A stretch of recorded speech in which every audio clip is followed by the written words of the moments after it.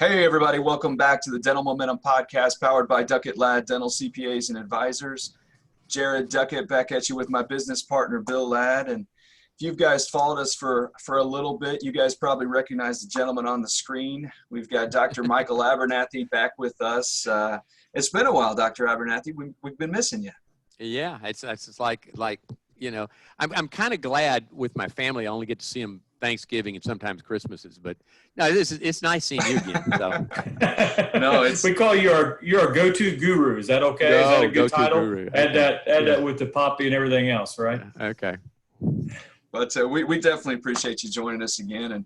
And what we wanted to do today, kind of continue the traction series that we've been doing, kind of unpacking traction and how it relates to dental practices is really the component of traction that we want to talk about today is really the right seats and how in a dental practice, you know, a lot of times a lot of business owners create seats for the team members that they have.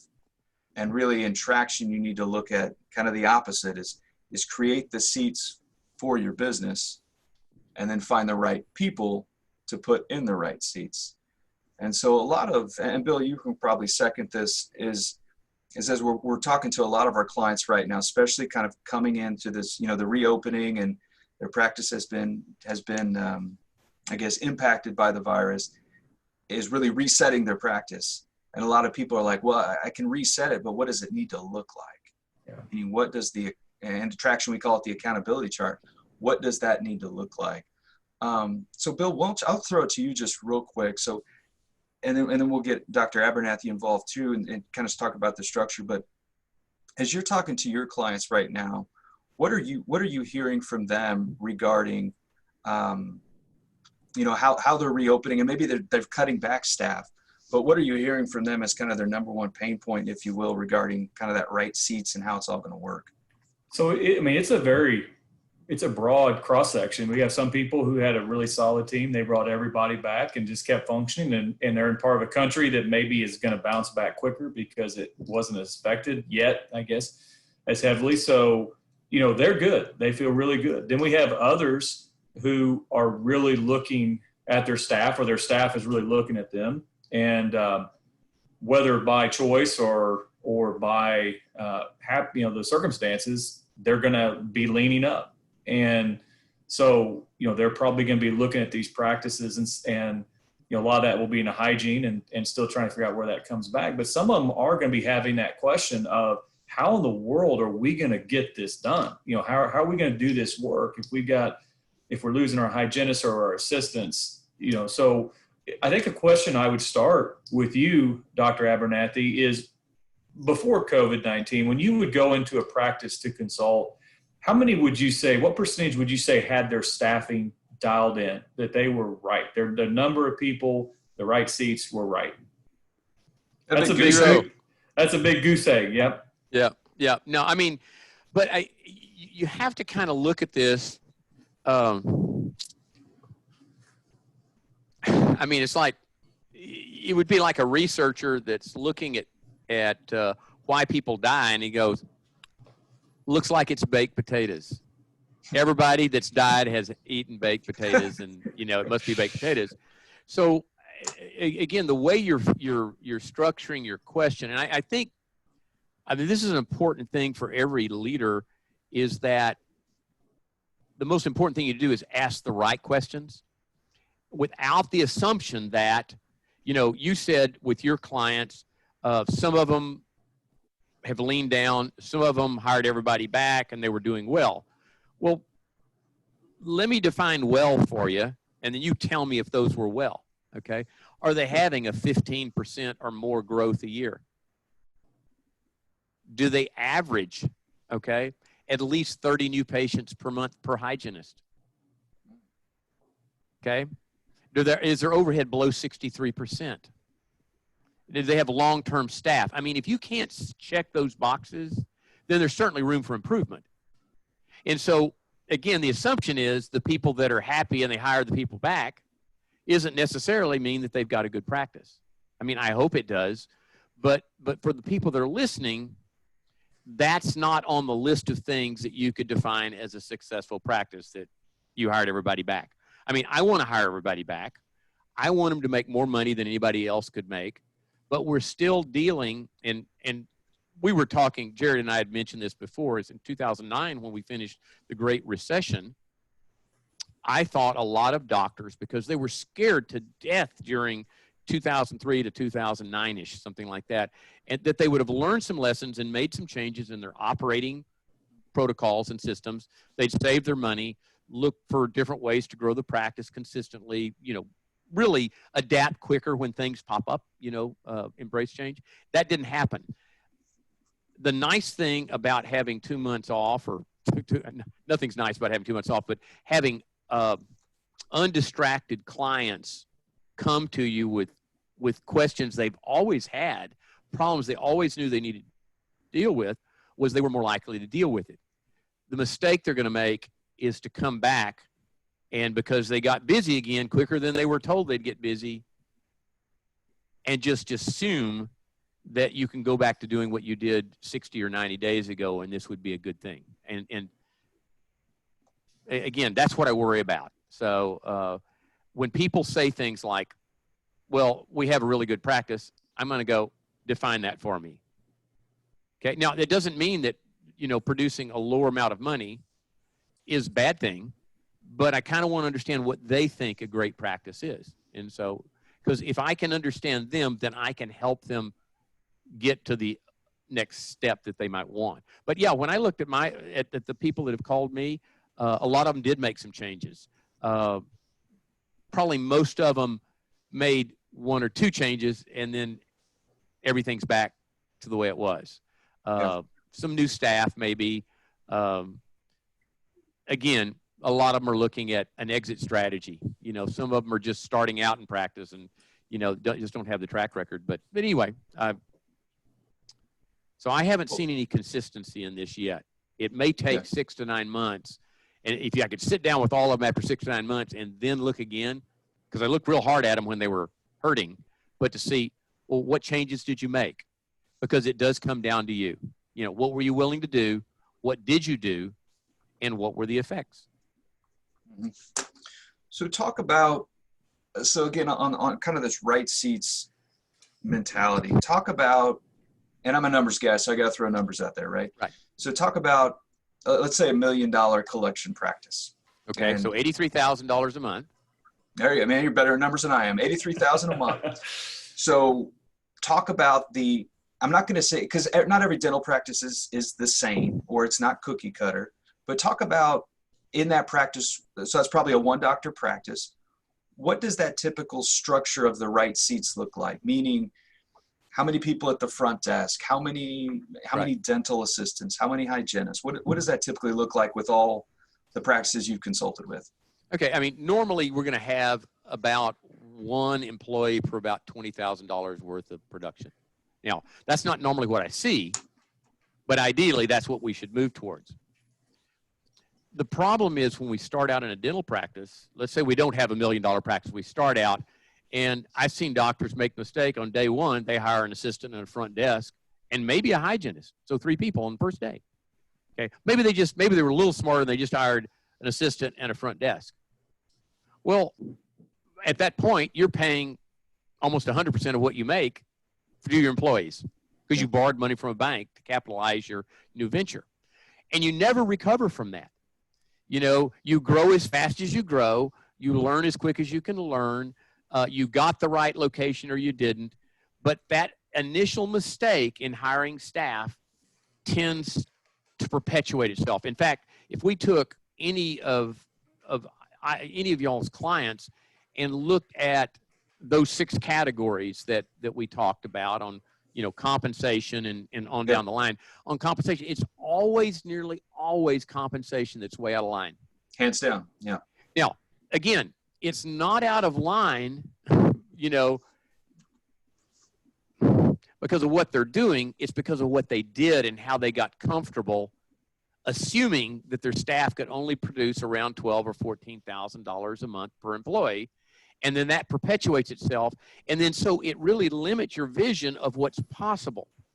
And again, it's not that it's bad that you're doing $13,000 or $14,000 a month, But if I take that number, no matter how I structure everything else, my production, my other overhead categories, your overhead will always be 67 to 75% or higher. Mm-hmm. Okay. Do y'all remember? I'm probably going to confuse everybody when I say this because it's going to sound like it has nothing to do with this. But back in the day when the U.S. automaker was the only automobile maker in the U.S., and the Japanese, who arguably had a better product, maybe, but they decided they want to compete in the U.S. market. Okay. So at that time, U.S. automobile manufacturers use cost-based pricing. What does it cost to make the car? How much profit do I want to make? That's the price of the car, right? Sure. Okay, now the new guy on the block comes in. So they were using cost-based pricing. The new people came in, they go, well, what price could we charge that would capture a certain percentage or segment of the market? And then we'll figure out a way to build it at that. So it was called price-based costing. Now, when we talk about these staffing issues and keeping it 20%, I think we first need to look at overhead creep, okay? Because I just to fast forward to today, if we looked at cost-based pricing, our costs increase every year, but we can't increase the price. Right. Because of your PPO, doesn't matter if you raise your fees, you're still going to get reimbursed the same. Okay, we can't do that. We can't do price-based costing necessarily because, again, the cost is going up, and even with a low price, we can't make a profit. And so when we look at overhead creep, what's happened is over the last 20 years, the cost of supplies, equipment, employees, location, everything's increased. Yet, adjusted for inflation, our fees have actually gone down. Now, we'll look at staff in particular, okay? Hygienists in particular, because we've talked about hygienists before, and it's a pretty familiar deal. Every year, staff back 30, 40 years ago would ask for a raise. If I'd been there longer, I should make a little bit more, okay? You could call it a cost of living raise. You could call it tied to inflation. You could call it a longevity-based raise. But at some point, if you just take that out far enough, if we kept giving our staff a little bit more every year, yet we don't produce anymore or collect anymore, we can't pay them. There's nothing left for us. And that's kind of the profit first type of book. You know, there's got to be a built-in profit for our business. Okay, so if we have this ever-increasing overhead, how can we fix that? Well, with this pandemic coming on and with this financial recession spooling up now, and with a second wave, especially in Texas, starting out, we could decrease the number of staff to lower our overhead. Now, that's going to have a direct effect if you don't change much other thing. Ripple effect is you might not be able to produce the same amount if you don't change every system and protocol. We could decrease the pay of the staff and keep the same number. We could pay certain staff differently. We could pay hygienists on commission. Instead of having a high salary for an office manager, we could pay the office manager based on maybe what a front desk person would make, and then the rest of them may be paid on bogeys they hit, you know, on incentive-based, yeah. If they're managing, then there ought to be ways to measure their competence in doing that. Yet I have yet to run into a manager that when I ask the doctor, well, does the office manager see the profit and loss statement every month? He goes, no. I said, well, can they hire and fire? Well, not without my authorization. They're not managing, yet we're paying them as managers, okay? We could increase our production, okay? I mean, I think any office could increase the production 20 or 30% easily just by doing something. You could increase the number of new patients. Okay, you get stuck there too. We could decrease the attrition. In other words, there are patients that just because they move, 17 to 20% of our patients leave our practice just because they move, okay? Or they don't like you, you know, and they move, okay? We could decrease cancellations and no-shows. We could increase case acceptance. We could shop and decrease our cost for supplies and services and stuff. I mean, that's the only way I know of controlling overhead. But when we talk about staff and getting them on the right spot, I truly believe, and there's not a doctor that's ever disagreed with me on this, if you worked 5 days a week and we didn't need another employee there, I mean, in other words, we didn't need, from a medical legal standpoint, I didn't need somebody there making sure that I didn't assault somebody or sexually do something or something bad, you know. Sure. Then I could easily do $20,000 in a month. I mean, that's what, $1,000 a day? I mean, I wouldn't need an assistant. We didn't have assistants when we were in dental school. We could do that. Now, if I had an assistant, doesn't it make sense that we ought to be able to do 20 grand a month with just one assistant? And then, you know, so when we talk about this practice that you gave me the example of, well, was it 125,000 or was it 100,000? It was $1 million, 83,000. Yeah. Okay. So normally in a practice that size, we're going to have one doctor. We're going to have 2 assistants. We're going to have 2 front desk and maybe 1 hygienist, depending on the number of new patients. Now, this is where it gets fuzzy math. I would say at $20,000 per employee, then you need about 4 or 5 employees. That would be $15,000 to $20,000 per employee to do that million. Always room for improvement. Always be a little bit more productive. But the average is going to have about 5 employees. Now, at some point, let's say we go to 100,000, we'd need 5 to 6 employees. And if the new patients increase, I mean, a hygienist can only see about 500 to 600 patients a year if they see them twice a year. So if we had 30 new patients a month, that's an average, high average practice. That's 360. So about every 2 years, you'd need a new hygienist. If you retain them, okay, you know, and you kept at that rate and they didn't leave, then in 3 or 4 years, you'd probably need a doctor and more hygienists, okay? So it should grow like that. The problem is we're taking a snapshot at practices now and looking in reverse. Just divide the number of employees into your collections on an average monthly basis, say 2019, and you're getting $14,000 production per employee. So real quick on that, Abernathy, I'm going to interrupt you real quick just for our viewers. I get this question a lot too. So on your 20K per FTE, let's just say in our example here, does that include or not include the doctor? I get that all the time. No, it does not include the doctor. I'm sorry. It does not include the doctor. You're right. Perfect. Now, if it was an associate, an employee, it's just employees. I heard an argument on Facebook. They were going, oh, no, you know, it doesn't include hygienist. I got Dr. Anthony said it didn't include hygienist. I'm going, I got on there. That I try not to answer questions on Facebook. I went, no, it includes hygienist. It includes associates. It includes any employee. It includes your consultant if you had a consultant. I'm going to put them in there. The expectation is that you need a return on that investment. If I'm going to hire somebody, then my expectation is that within, say, 60 days, I'm producing at least 4 times what I'm paying that new employee. Otherwise, the overhead cost for staffing will just keep going up. And it's not unusual to see about a 35 to 45% cost for employees in regular practices, regardless of their, you know, we could say there's a single doctor doing $2 million a year. Is that a good or bad practice? You know, most doctors go, well, that's kicking ass. And I said, let's say they, you know, and then I tell them, and they have a 93% overhead. Okay, now it's not a good practice. I have a practice that has 100 new patients a month. They're going, oh, that's a great practice. I said, yeah, but they only have 10% direct referrals. So it all depends, you know, and I guess the point is when we talk about getting the right staff person in the right seat on our bus, we have a lot of things that we're assuming they're not actually been presented yet, okay? So it's hard to talk this through people because they're going to filter it with the practice that they've got, right?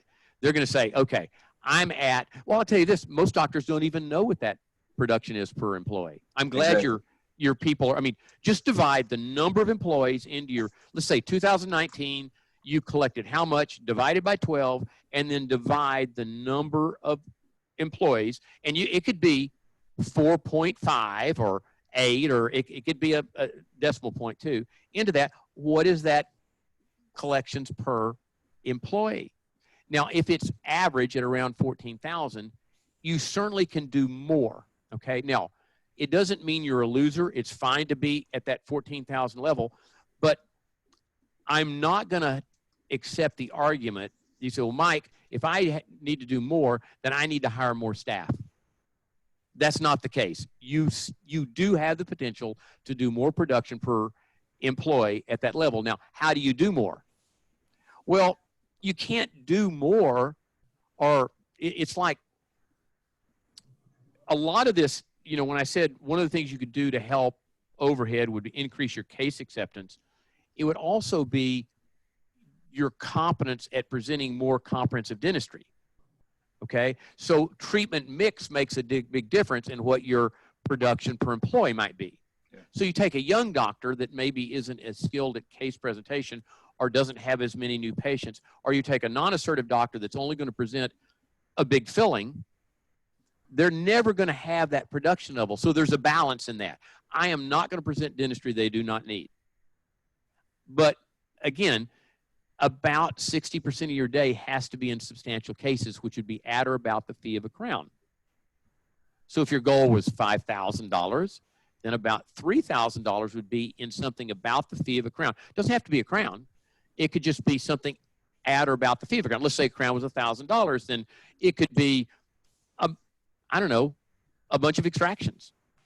It could be an impression for a denture. It could be, but it can't be one surface and two surface fillings all day. Yeah. Okay. That's probably, so you hit the nail on the head. So typically, you get to that, let's say the two assistants, let's say one front desk and one hygienist. Yeah. Typically, let's say that gets you about $80K per month. So almost $1 million practice if you're almost the 20K. Yeah.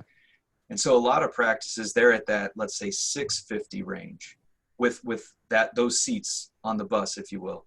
And so they're right around the 13, like you said, 13 to 14K per. Right. And a lot of times their question is, Jared, how can I do more with the same people? How can I get more collections without adding another hygienist, without adding another assistant? And you just hit the nail on the head. It's the product mix.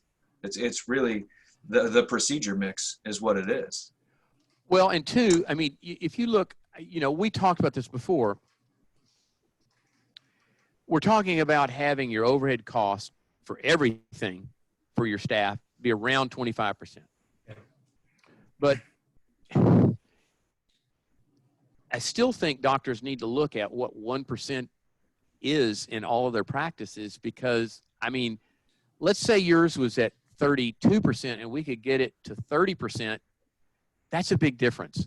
Sure. Okay. And it's almost like the doctors that, you'll notice this when you walk in. I've had doctors that it was difficult to get them to actually own this. Own the fact that they're the number one reason their practices do well, and they're the number one reason their practices struggle. And as much as we'd like to point our fingers at our staff being, well, we just don't have good staff around here. Or, that generation gap, those millennials are just dumbasses. Yeah. They just don't want to work, or whatever Sure. it is. We all deal with those problems, and some people figure it out. You walk into a practice that has a 50 to 60% overhead, long staff retention, way over a 50% direct referral rate. It smells different. It tastes different. It looks different. They might have the same 6 ops you have, the same 4 or 5 employees you have, but they're getting a radically different result.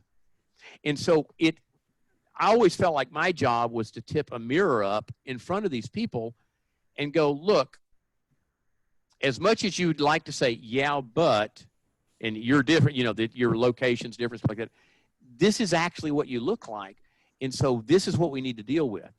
And so doctors are kind of exceptional thinkers when they think that, well, that yeah, but thing. But I think anybody can improve that. Now, the pandemic gave us that opportunity to come back and not hire people back sooner than pretty close to $20,000 of production per employee. Now, what would that have done for you? Well, it shows you that, wow, and I've had these kind of calls. Mike, I'm going to need to hire somebody. We're way over $20,000 of production per employee, but my staff look like they're going to die. Okay, they're really getting burned out. Absolutely, you will, but I guarantee you that staff would never work at below 20,000 again, because it's like going out, and if you work out every day for an hour and you miss 2 days, you feel horrible. Or if you used to run and you stopped doing it, did other exercises, and you go, I'm going to go out and jog 3 miles, and you about hawk up a lung. Yeah. You know, I'm never going to do that again. I'm never going to stop running. You know, that's the way it is. So it gave you that opportunity, and I'm so frustrated that you may miss the lesson that life has for you here, that you can produce at a level. Now, with that being said, you're expecting the staff to step up to do this, but doctors, you have to step up to do it too. You have to be a leader, and a leader in modeling what you expect. You need to show up early and leave late. You need to move that extra deal in. You need to tell the patient and not whiffle around about it and go, yes, Mrs. Jones, you do need that crown. You know, because I hear that from staff. The doctor talked the patients out of treatment. So all of these things, you know, when you say, describe this, how do you get to 20%? It involves you could pick anything in a practice, and I will still go back and tell you that it involves these other 50 things, and you just can't get away from it.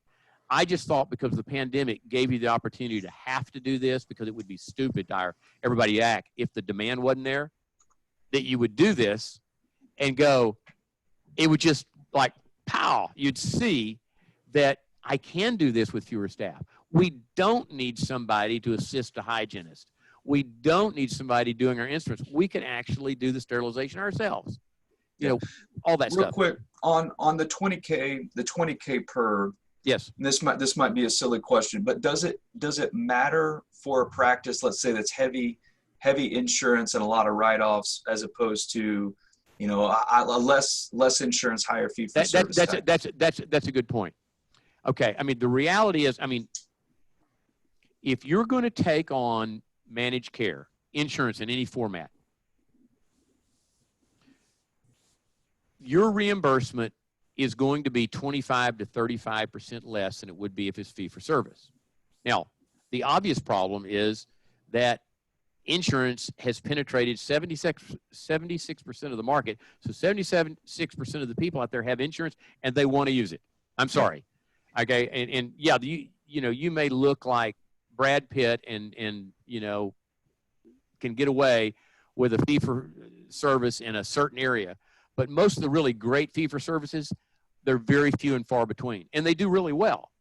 But the rest of us that are in areas where, you know, we're using this, we have to understand, if we're going to survive in a managed care jungle, we're going to be a Tarzan in a managed care jungle, we have to produce 25 to 30% quicker with the same or a better result. Now, I've had doctors, well, I can't do it. I don't expect you to do it faster.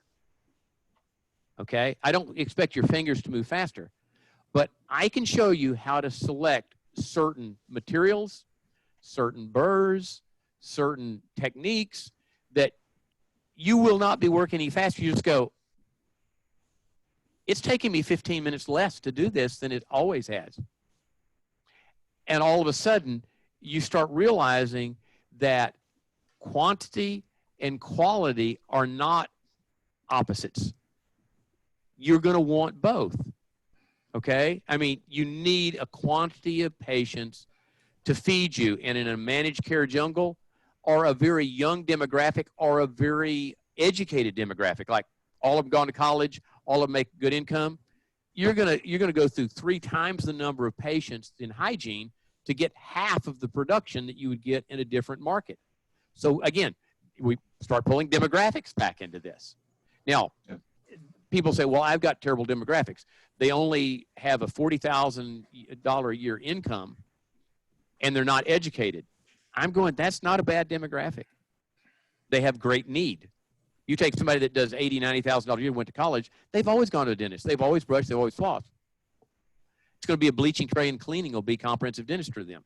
Yep. So there's always an answer regardless of where you are or your circumstances, but you have to acknowledge that here's the challenge and here's 5 ways to make it work. And then you have to act on it quickly.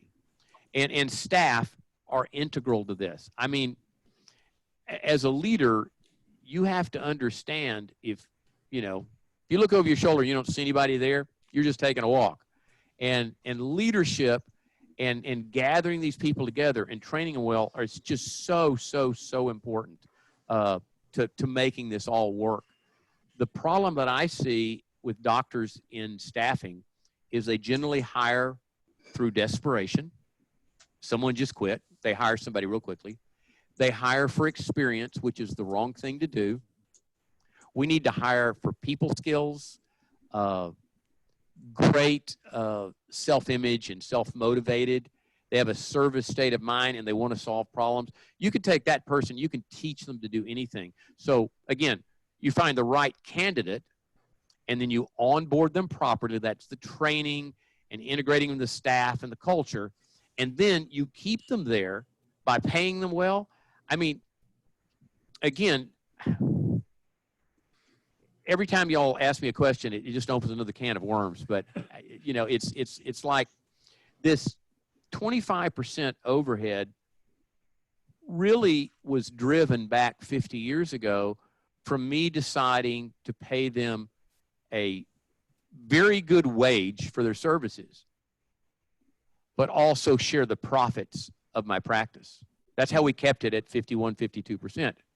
And in sharing those profits, what they made, what they took home, became more and more the sharing of profits than it did the base salary. And again, they were making 2 or 3 times what an average person would make. I just didn't have staff turnover. I fired 1 person in 40 years. Wow. Okay. So again, I mean, these all have to go together. They're fairly simple. They're fairly black and white. And I think most doctors' question is, and kind of yours is too, you've had questions about how do I get it 25%? Yeah. It's like, where do I start? What do I do first? I would have said right now, well, we're coming back in, that you should not have hired all your people back until the demand really pushed you to do that. In other words, if you can't get $20,000 worth of demand, then, don't hire the next person back. So make it increments of 20,000. Now, the only other caveat I would probably say is that, because I've heard this already, well, Mike, initially hygiene was real busy and now it's not. It's kind of spotty and now they're stuck with an hourly wage and, stuff like that. We're going to have that. We're going to have ups and downs. And so as you're hiring these people back, you may need to hire somebody back in the short term that's not a long-term, rehire. Just, hey, we're going to need you just on, say you had 2 or 3 hygienists that were full-time. We're going to need all of you, but we're only going to need the equivalency of 1.5 hygienists. So you're only going to be working a day and a half apiece if you want to keep them. Okay? Yeah. And then I've still had the problem with people, because it's not the end of, the PPP or the $600 a week, that still people are not coming back. I would have to take a hard look at those people and that's a mirror of the culture you have in your practice. If you thought that these people would give up an extra $600 a week to come back and work for you for not much, they don't see the big picture. And so anyway. So hit on it a little bit, and you already did basically, but I mean, just talking to you, and then also in your book, you mentioned this is when to hire, so you talk about like when to add another assistant or when to add another hygienist, et cetera. And it's kind of looking at those metrics. Talk about that. Like, okay. How do I know when to add the next person? Okay. Well, I mean, for me, I'm always looking, I'm always filtering everything through a consumer's eye. Okay. So I'm really trying to put myself in the face of consumer. And I know these facts statistically. if from a new patient standpoint, and which is kind of directed towards hygiene, and from a recall standpoint, I know those statistics, we need to keep our recall over 80%. National average is 42. Wow. I mean, but we need to keep it over 80%. And new patients, if they call, we need to be able to get them in within 4 to 10 days during peak demand time. So if I can't, and when I say 4 to 10 days, I'm not talking about 4 to 10 day working days. If you work Monday through Thursday and they call on Thursday, Sunday's the 4th day. The following Saturday would be the 10th day, I think. Okay. Yeah. So when I approach that, then I'm going to hire another hygienist. Now, again, if I don't have the demand for full time, I might just hire them on a Friday or for a Saturday or for half a day. But I'm going to lower that time to get the consumer in within that 4 to 10 day period. Let's say it's not hygiene, but we find that the doctor is booked out real far in the future. Same thing. We either need to add days and get that where we can get people in that 2-week period, that 4 to 10 days, or it's time to hire another doctor. So same time frame on hygienist as opposed to doctor. Yeah. Yep. Now, what will happen? Now, it's not that they're all going to disappear. New patients will. But let's say it's somebody that needs dentistry, but you can't see them for a month and a half. If I were that patient, the minute I left your office, I would start calling around for a dentist, asking my friends about a dentist. It's the worst part of marketing you can do. I mean, doctors need to understand that you cannot not market. Everything you do is marketing, and it says something about you and the culture of your practice. Right now, new patients are gold. Our existing patients are platinum. We need to keep them coming back in. And so, again, all of these things create a very structured, okay, it's time to do this, it's time to do that, it's time to do this. And you need to keep up with it. Now, let's say we get to where we're doing $18,000 per employee. Now, as we approach that $20,000 to $25,000 of production per employee, you will still have some holes in your schedule, okay? Because peak demand times, like 7 to 9, 3 to 5 or 6, Fridays and Saturdays, are always going to be in demand, and they're always going to be the first thing to be booked. But when you start getting close to that $20,000 to $25,000 per employee, you'll start noticing that it's like jogging on asphalt. Right as you step off the asphalt onto the beach and running, your footfall is the same, your pace is the same, pace, but you're not moving forward as fast. Now, logically, you look at the schedule and say, well, I still have some openings during the day. You still need to hire that next staff person because you are always going to have some openings between 10 and 2 o'clock during the day. And so, again, it's anticipating this. And while I'm trying to give you very black and white things, I'd like you to keep it black and white. And, well, he said 20, 15 is okay. No, it's not. I mean, 18 or 19, or you have 1 month where it's higher and it drops back down to 18. I mean, you need to stay ahead of that because if you're growing, if you're a successful practice, you're constantly growing 15 or 20% a year. And at that rate, you're going to see the growth during the year. You don't wait till the end of the year to go, hey, I grew 15 to 20%. We have to take action so that it keeps doing that in January the next year and it keeps going. And so you have to be very proactive about it. So on this bus, we're talking about getting people in the right seat. It's a bus that has, no limitation on seats. And the bus doesn't ever close the door.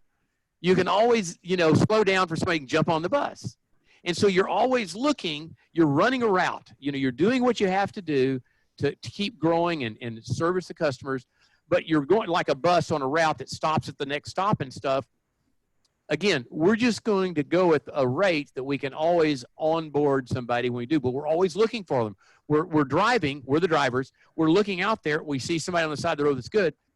I've hired somebody when I wasn't at 20,000 because they were going to be an incredible employee. And I knew if I hired him, it would increase our productivity 4 times what I paid that person. Okay? That's where it starts making sense. Instead of just filling a slot, I'm investing in somebody that I know is going to increase my production at least 4 times what I pay them. So let me jump in there fun. real quick and ask you a slight pivot, but kind of on that same line of thought. You know, the other part of that is not just the right seats, but the right people in the right seats. So walk us through when you go into a practice and you see that their ratios are way too high. You know, their production or full-time equivalents is not right. How important is it that they have the right team members internally? I mean, do you see that sometimes having the wrong people is what's driving a lot of the broken metrics? You know, they're the wrong people on the bus in the first place. Right. That happens a lot, either with an overly asserted doctor and a non-assertive doctor. Not usually somebody that's in the middle somewhere. Yeah. Again, you know, certain doctors will start out, they make a mistake. They start out by an existing practice with existing staff, and they're trusting those existing staff, and they're scared to make deals. I've never met a doctor, though, that I asked, is there anybody here, if they didn't show up on Monday, you wouldn't be that upset? Never had somebody that they couldn't name of some person, whether they had 3 people or they had 10. Okay? It's unless you have this kind of purpose-driven, doctor-led, staff-owned mentality, you lose the corporate power of partnering with your staff to have only great staff. We can't settle. We can't have mediocre staff. In a staff-owned practice, you don't see that. In a normal practice, you see people that are just in the wrong positions. Now, how do you tell that? Well, there are certain metrics, key practice indicators that I can look at. Let's say accounts receivable, and there's somebody who does financial arrangements and collections, okay? If there's any money in there after 90 days, I mean, like at 90 days, it should be 0, okay? Sure. There's room of improvement. Now, we try to improve it, okay? We give them better systems and protocols for that. And it's black or white. So it's either going to be fixed 1 hour after we do that, or we need another person in that chair. Hygienist. You know, we look at somebody, and it's so easy to look at production by provider on our management software and then divide that into what we paid them for a year, and you're going to see differences. You're going to see some people produce a lot more than others. Or we look at recall and notice that one, and all the staff know who this hygienist is. All of our patients love her. She walks on water. She can sell dentistry, you know, popsicles to Eskimos. You know, people just throw a fit if they can't see her. And then but you keep somebody that's the opposite of that. Or assistants. You have 2 assistants, and I look at like the amount of money that an assistant assists on. And I find out one of the assistants assists on nearly all your cases, and you have another person that doesn't. It's the doctor's fault, leadership fault. You are robbing that employee of becoming as good as the other assistant by not letting her assist because you don't want the hassle of training them. Yeah. I mean, that's the doctor. So I can look at every position, either look at key practice indicators, metrics, and tell whether the job's doing well, give them a better system, and then within 4 weeks, if it's not fixed, then we're going to be looking for somebody else. Now, there's the pot stirrer. I wrote a whole article about, you know, about different personality deals. I need to go back and read it because I really studied it, you know, and created names for everybody. But the pot stirrer is one of them that even if she's the best person in the office, I'm going to get rid of her. Yeah. You know, awesome. She does her job great, but people tiptoe around her, and she, you know, I don't want the drama. I'm not going to keep people in my employ that make my life miserable. And you can figure out what that means for you. I need it to be a safe place to work. You know, I want to work with great people, and I want to be one of those great people that they get to work with. Okay. So I'm holding a yardstick to myself as I am to the staff. So see, I think an important point that you're making there that we don't want to miss is it getting the right people? What you're talking about, what they can do with the proper systems in place is going to drive the production back up. And it starts to kind of create that equilibrium where you're getting back into the metrics that we're talking about here. It's like you said, it's all interrelated, but in a lot of ways it does start that you have the right people doing the right job and doing it well. And occasionally you'll get people that have great experience. I mean, everybody interviews well, but the resume looks good. And you get them in there. So they've been some of the worst hires I've ever made. And then I've actually taken people that had great people skills and stuff like that. I remember one, she was going to be at the front desk, and I was up to about 5 hygienists, and I needed someone to kind of make sure the hygienists were scheduled, that their schedules were full. And the hygienist would help too if they had a cancellation or something. But so she's going to be kind of the hygiene coordinator, but she's going to answer the front desk, check people in and out, stuff like that. And she'd never worked up there. And so I just made up a job description. And I said, look, I expect you to make, I had this call list, and I had this, other little tools up there. I said, you need to make about 100 calls a day. And I mean, I just made up a job description. I have no idea. And I remember she came in at noon. She says, Dr. Abernathy, can I talk to you just a moment? And I said, yeah. And I said, look, I'm not sure I'm going to be able to do this job. I mean, we work 5 hours, and then we have lunch, and then we have 3 hours. Okay. And she's, I've only been able to make about 50 calls. And I went, that's okay. Now, anybody that's held that job would just be laughing that I expect her to make anywhere close to that. But it was incredible. She kept 11 hygienists fully booked. Wow. All by herself. I mean, so sometimes when you give somebody, the right person with the right skill set, the opportunity to have a career in dentistry, I mean, they're not entitled. I've had waitresses that I'm going, have you ever thought about a career in dentistry? I've never seen anybody that can handle, 6 or 7, a 6 top, 5 4 tops, and 3 2 tops. And I mean, you heard that, I saw you heard the ice settle in a glass behind you. You didn't look, you just turned around the first time you went in the kitchen and brought water back out. I mean, and I said, you're cute. You got a great personality. You can she says, do you think I could really do it? And I went, you're hired. What do you make? So that's a perfect example of hiring with no experience, right? They don't have to have exactly. The experience. They had what I could not train. Hmm.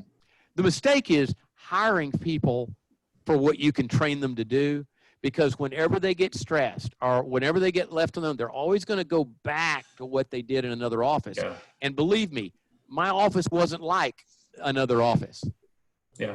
And so it wasn't a good thing.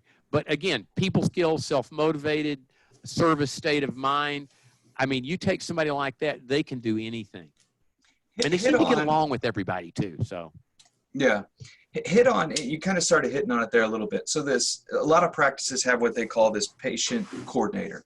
All right. That's their position. And maybe that's what you were talking about there with scheduling 11 hygienists.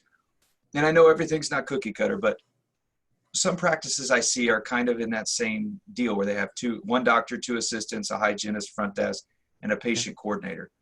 Okay. Is that typically where you see that patient coordinator come in, or where do you see that come in? I mean, normally it's a semantic deal here, but normally a patient coordinator,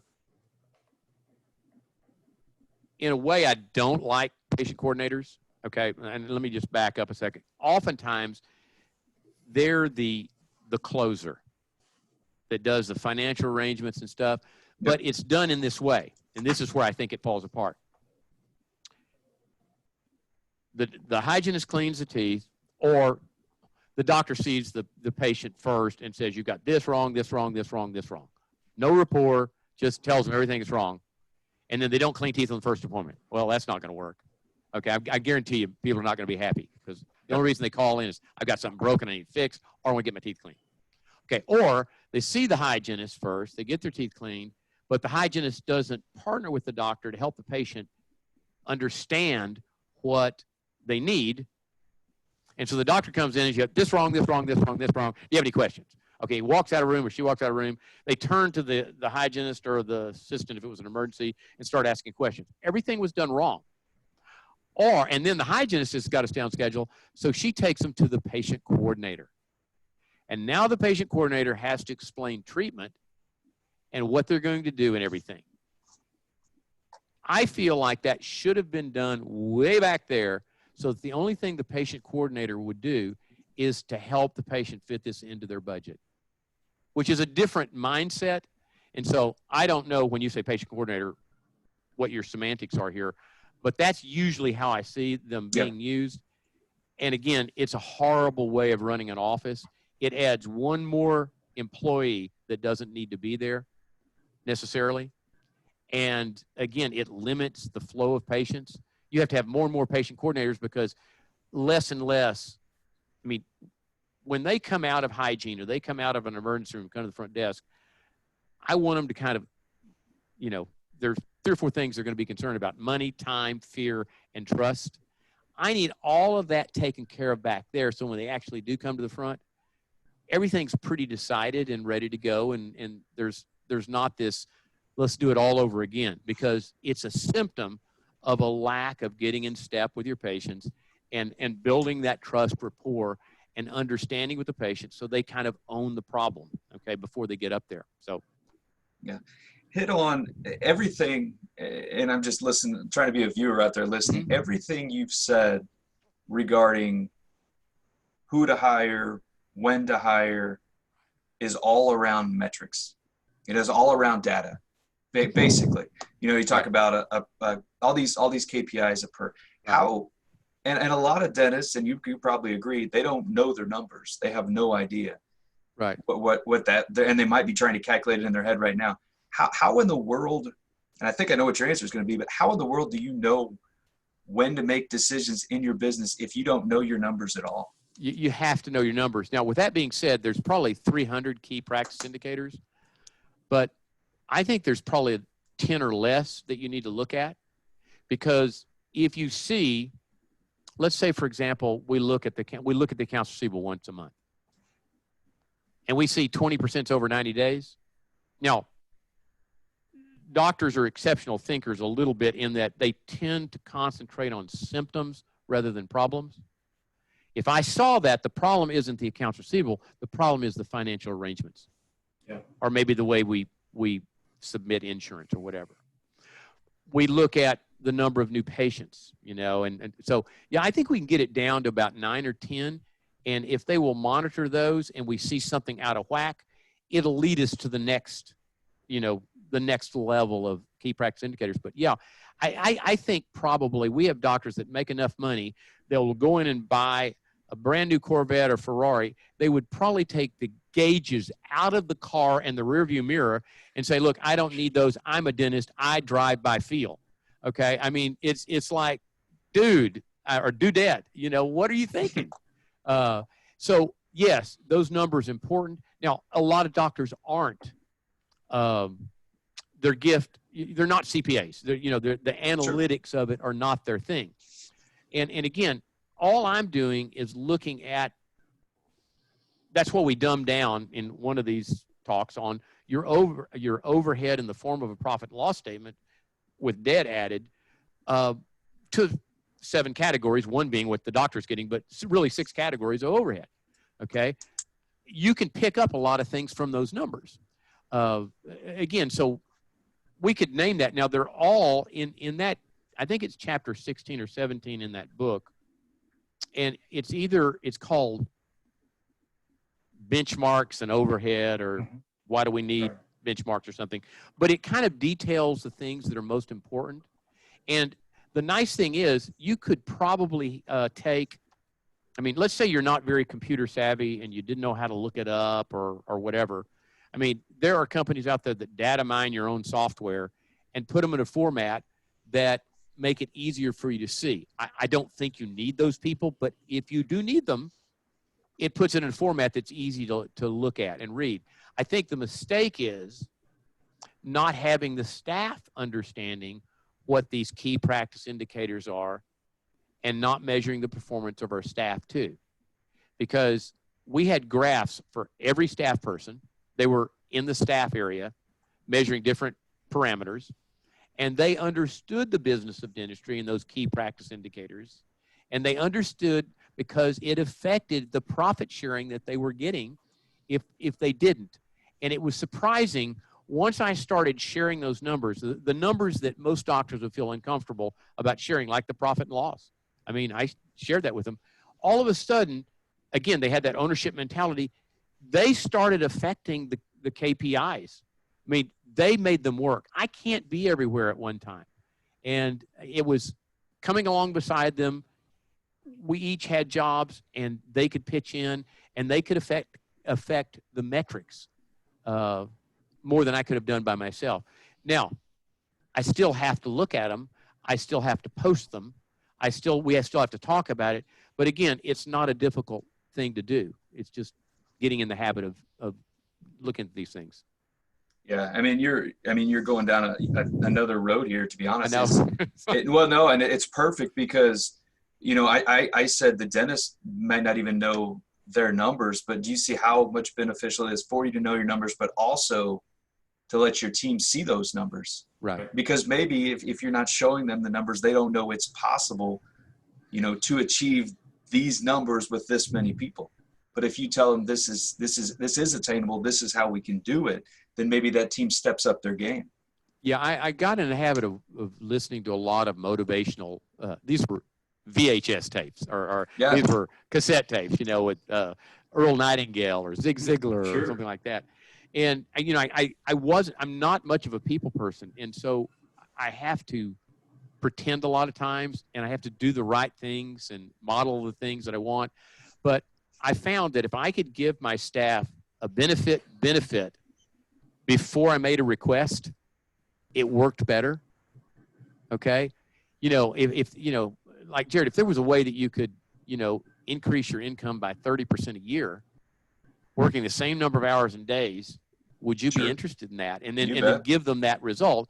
I couched it that way, but I also had a tendency to do this from a leadership standpoint. I knew the answers going into the meetings. It worked better if I could say, Jared, I'm looking at staffing issues, blah, blah, blah, blah, the cost, this overhead creep and stuff like this. This is an area that we've got problems. Can you think of any way that we could do this? And then, so I'm going to direct the person asking the questions. I can ask questions all day. This is what an attorney, I have 7 generations of attorneys. I'm the only male in my family in 7 generations not an attorney.